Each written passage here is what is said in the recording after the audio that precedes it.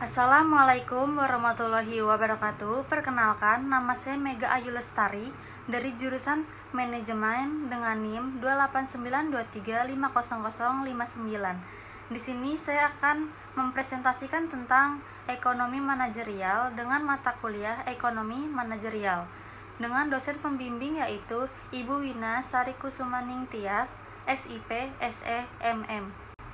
Pengertian ekonomi manajerial. Ilmu ekonomi manajerial merupakan salah satu bentuk terapan dari ilmu ekonomi dalam dunia bisnis dan manajemen.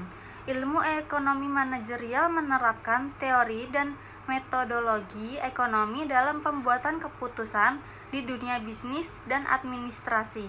Secara lebih khusus, ilmu ekonomi manajerial menggunakan alat dan teknik analisis ekonomi dalam menganalisa dan memecahkan masalah-masalah manajerial. Artinya, ilmu ekonomi manajerial menghubungkan ilmu ekonomi tradisional dengan ilmu pengambilan keputusan atau decision science dalam pembuatan keputusan manajerial. Ekonomi manajerial memang menitik beratkan pada penerapan konsep-konsep ekonomi di dunia bisnis. Meskipun demikian, perlu pula diketahui bahwa konsep-konsep ekonomi manajerial bisa juga diterapkan pada tipe-tipe organisasi lainnya. Prinsip-prinsip ekonomi manajerial tersebut antara lain berkenaan dengan bagaimana mengalokasikan sumber daya yang langka secara efisien. Dengan demikian, prinsip-prinsip tersebut juga relevan dengan manajemen non-bisnis. Organisasi-organisasi nirlaba seperti lembaga-lembaga pemerintah, sekolah-sekolah, rumah sakit, dan lain-lain. Pengertian ekonomi manajerial menurut para ahli. Pengertian ekonomi manajerial menurut para ahli didefinisikan sebagai berikut. Menurut Hirschey 2003 mendefinisikan manajerial sebagai penerapan ilmu ekonomi dengan tujuan untuk mengambil keputusan manajemen.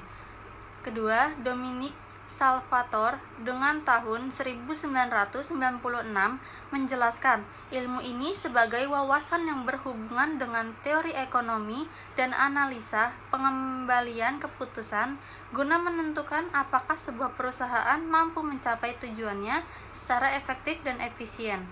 3. Evan J. Douglas tahun 1995 menyatakan manajerial sebagai bagian dari ilmu pengetahuan yang memiliki hubungan dengan penerapan prinsip metodologi ekonomi dalam sebuah proses pengambilan. 4 kegiatan pembentukan proses manajemen. 1. Perencanaan. Perencanaan diperlukan untuk menetapkan apa yang harus dilakukan perusahaan dan bagaimana sebaiknya perusahaan melakukannya.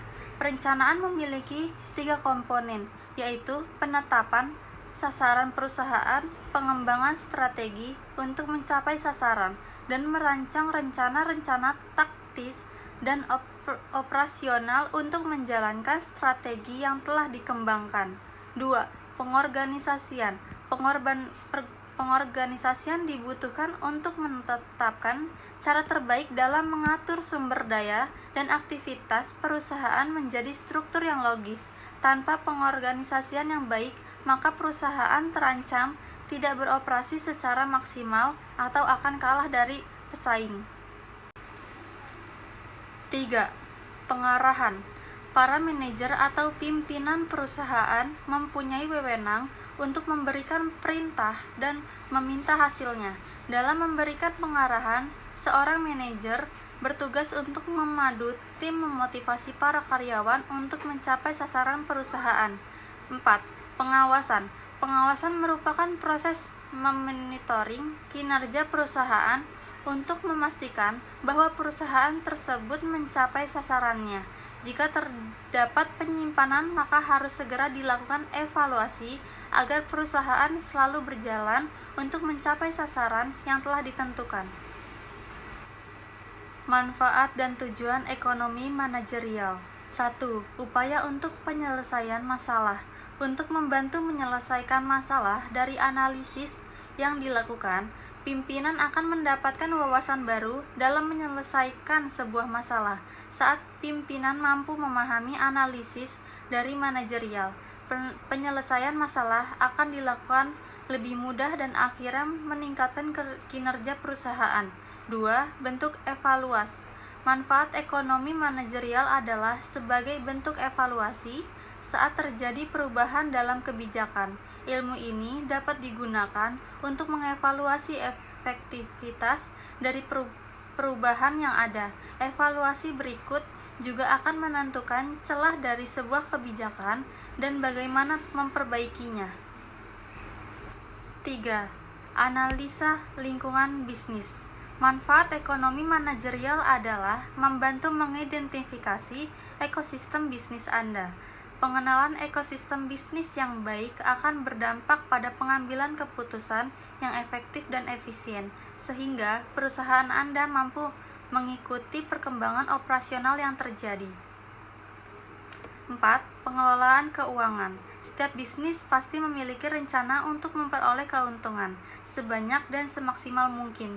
Tujuan yang terakhir adalah membantu menganalisa komponen operasional untuk ditingkatkan dan diterapkan semaksimal mungkin. Kegagalan dalam mengelola komponen operasional dapat berdampak pada penurunan laba. Konsep ekonomi manajerial. 1. Manajerialisme liberal.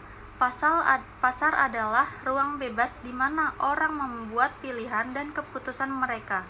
Perusahaan dan manajernya harus bisa membantu produk atau layanan yang sesuai dengan permintaan pelanggan dan tren pasar.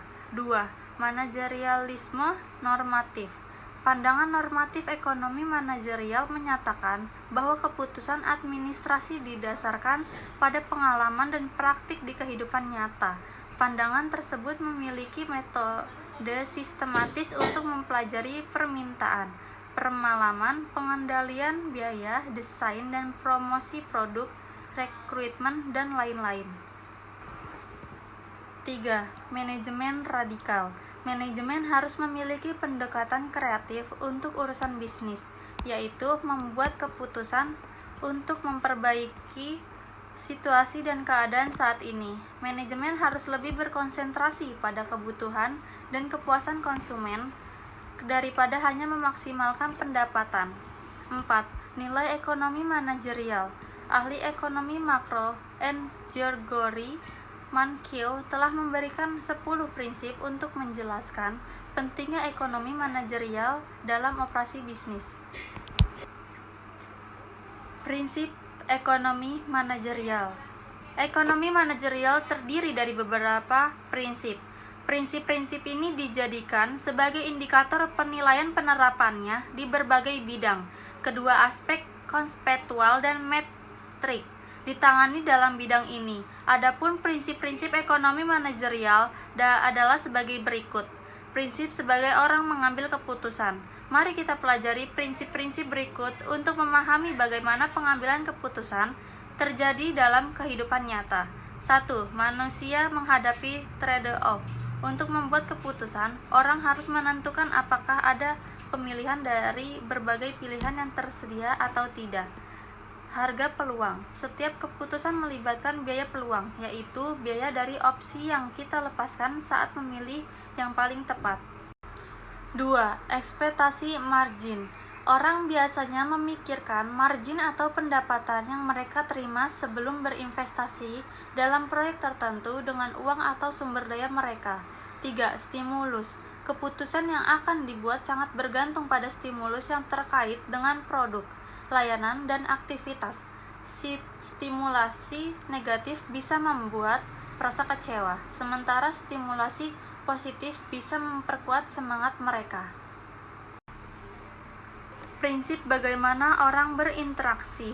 1. Setiap orang bisa mendapatkan keuntungan dari perdagangan. Teori ini menyatakan bahwa perdagangan adalah cara untuk berbagi. Setiap orang mendapatkan kesempatan untuk menawarkan produk atau layanan yang mereka buat dan membeli produk atau layanan yang orang lain buat. 2. Pasar biasanya mewakili kegiatan ekonomi yang terorganisasi dengan baik. Pasar berfungsi sebagai saran interaksi pelanggan dan produk. Konsumen mengungkapkan keinginan dan harapan mereka atau permintaan, sementara produsen menentukan apakah ada memproduksi produk atau layanan yang diperlukan atau tidak. 3. Campur tangan pemerintah. Selama kondisi pasar yang buruk atau untuk kepentingan masyarakat, pemerintah ikut campur tangan dalam operasi bisnis. Contoh dari keadaan tersebut adalah ketika pemerintah menyepakati upah minimum untuk kepentingan bekerja. Prinsip tentang cara kerja ekonomi. Teori berikut mengurangi peran ekonomi dari fungsi organisasi. 1. Standar hidup satu negara tergantung pada kapasitasnya untuk menghasilkan barang dan jasa. Perusahaan harus cukup produktif untuk menghasilkan produk dan jasa guna mengembangkan ekonomi negara. 2. Harga meningkatkan ketika pemerintah mencetak barang banyak uang. Misalnya negara mencetak banyak uang sehingga kemampuan belanja masyarakat meningkat. Pada akhirnya, hal ini akan menyebabkan peningkatan pemerintah. Inflasi terjadi ketika produsen tidak memenuhi permintaan pasar. 3. Masyarakat menghadapi dampak jangka pendek pengangguran dan inflasi. Pemerintah membuat berbagai kebijakan ekonomi untuk mengurangi pengangguran. Dalam jangka pendek, kebijakan tersebut bertujuan untuk meningkatkan perekonomian, namun bisa menimbulkan inflasi. Fungsi ekonomi manajerial. Dalam perjalanan kesuksesan perusahaan, pemahaman ekonomi manajerial bukanlah sekedar peta navigasi, melainkan kompas yang memadu setiap keputusan strategi. Artikel ini membawa kita ke dalam dunia dinamik perusahaan, membahas dengan mendalam fungsi dan tujuan ekonomi manajerial, merinci peran, kunci, dan arah tujuan. Ekonomi manajerial menjadi dasar bagi pengambilan keputusan yang cerdas dan berkelanjutan. 1. Mengelola keuangan. Ekonomi manajerial dapat berfungsi untuk mengelola keuangan agar perusahaan dapat profit yang maksimal dengan menganalisa bagian yang menunjuk profit dan sebaliknya. 2.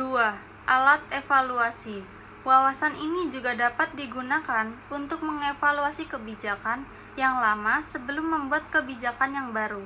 Hal ini juga sangat bermanfaat saat terjadi pergantian manajer. Manajer yang baru dapat menganalisis kebijakan lama yang sudah berjalan sehingga dapat melakukan peningkatan dan perbaikan. 3. Membantu menyelesaikan masalah. Kondisi ekonomi dan pasar yang senantiasa berubah menuntut manajer melakukan penyesuaian kebijakan agar perusahaan tetap berkembang dan mendapat keuntungan. 4. Menganalisis lingkungan industri. Ilmu ini juga dapat berfungsi sebagai lingkungan industri, lingkungan perusahaan, dan kondisi ekonomi. Analisis kondisi ini perlu dilakukan untuk memantau kondisi supplier, konsumen, dan keberadaan pesaing. Cara ekonomi manajerial mempengaruhi analisis pasar. Ekonomi manajerial memiliki peran signifikan dalam analisis pasar dengan beberapa cara. 1. Memahami struktur pasar. Ekonomi manajerial membantu manajer memahami struktur pasar, yaitu bagaimana permintaan dan penawaran interaktif dalam menentukan harga dan kuantitas barang atau jasa yang disebarluaskan. 2. Analisis permintaan dan penawaran. Melalui analisis permintaan dan penawaran, ekonomi manajerial membantu manajer memahami hubungan antara kuantitas barang atau jasa yang siap dibeli dan siap disediakan. Ini membantu dalam memprediksi kondisi pasar dan menentukan titik keseimbangan. 3. Mengidentifikasi faktor-faktor yang mempengaruhi pasar. Ekonomi manajerial mempelajari faktor-faktor yang mempengaruhi perilaku pasar, seperti persaingan, preferensi konsumen, dan perubahan teknologi. Analisis ini membantu manajer memahami bagaimana perubahan-perubahan tersebut dapat mempengaruhi harga dan volume penjualan. 4. Strategi harga optimal. Ekonomi manajerial membantu perusahaan menentukan harga optimal yang akan meningkatkan laba tanpa mengurangi volume penjualan. Analisis ini biaya produksi, persaingan pasar, dan keinginan konsumen digunakan untuk menentukan harga yang tepat. 5. Prediksi pasar teknik prediktif seperti analisis tren, model statistik, dan survei pasar digunakan untuk memprediksi kondisi pasar di masa depan. Informasi ini sangat berharga untuk perencanaan strategi dan pengembangan produk. Peran ekonomi manajerial dalam menghadapi persaingan bisnis. Ekonomi manajerial berperan penting dalam menghadapi persaingan bisnis melalui beberapa cara. 1. Analisis pasar, membantu manajemen memahami struktur pasar dan perilaku persaing, memungkinkan mereka untuk merumuskan strategi yang efektif. 2.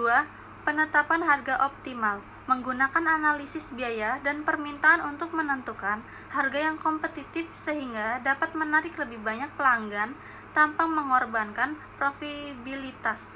3. Pengelolaan sumber daya, mengoptimalkan penggunaan sumber daya yang tersedia untuk meningkatkan efisien dalam produktivitas, yang penting dalam menghadapi tekanan dari persaing. 4. Strategi pemasaran dan inovasi, mendorong inovasi produk dan strategi pemasaran yang dapat membedakan perusahaan dari pesaing. Contoh kasus dalam perusahaan. Contoh kasus ekonomi manajerial dalam perusahaan yang tidak diterapkan dengan baik dapat dipelajari dari perusahaan Apple. Pada 5 September 2007, CEO perusahaan Apple, Steve Jobs, menurunkan harga produk Apple 2 bulan setelah produk tersebut diluncurkan. Dari harga asli $599, Steve Jobs menurunkan sejumlah $200. Adapun tujuan awal dari penurunan ini adalah meningkatkan pembelian produk, menghasilkan keuntungan lebih, dan mempromosikan produk Apple itu sendiri. Namun, kekecewaan muncul dari berbagai pihak. Pimpinan perusahaan Apple merasa kecewa karena penurunan harga tidak didiskusikan terlebih dahulu dan sangat mendadak. Sedangkan dari pihak konsumen, mereka merasa dirugikan karena telah membeli produk tersebut dengan harga yang lebih mahal. Menanggapi hal tersebut, Steve Jobs akhirnya menawarkan kredit sebesar $100 bagi mereka yang semula sudah membeli produk Apple dengan harga asli. Secara garis besar, ekonomi manajerial adalah langkah strategi pengembalian keputusan yang dilakukan untuk mencapai tujuan dan memperoleh keuntungan. Tidak jika fungsi manajerial ekonomi menjadi vital dalam mengembangkan suatu bisnis. Kesimpulan, ekonomi manajerial merupakan wawasan gabungan antara teori ekonomi dan pengembalian keputusan. Hal tersebut dapat digunakan untuk melakukan analisis dan pengembalian keputusan yang menguntungkan bagi perusahaan. Fungsi antara lain sebagai alat analisis dan pengembalian keputusan yang tepat bagi kemajuan perusahaan. Dalam dunia bisnis, sistem ini sangat penting dalam untuk membangun usaha secara menyeluruh. Selain itu, Anda juga harus mengelola pembukaan usaha yang baik untuk membuat rencana bisnis lebih matang berdasarkan laporan keuangan. Jika Anda kesulitan dengan pembukaan manual dan konvensional, Anda bisa menggunakan software akuntansi dan bisnis akurat untuk efisiensi pembukaan usaha Anda.